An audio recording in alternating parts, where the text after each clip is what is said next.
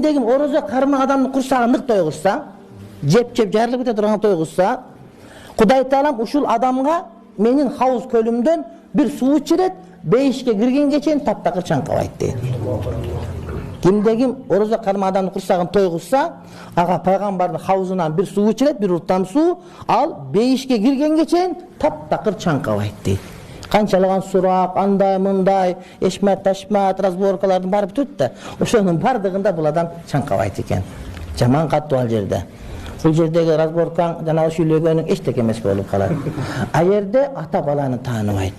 Эне баласын тааныбайт. Адамдар бардыгы жылаңач, сүннөткө отургузулган абалда болсо дагы бирөө карап койбойт, сеники мындай экен деп. Ар ким өзү менен өзү болот.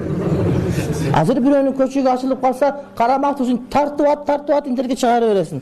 А жерде өзүңкү дагы ачык, башканыкы дагы ачык, аны караганга айлан жок, өзүң абалың менен болосуң.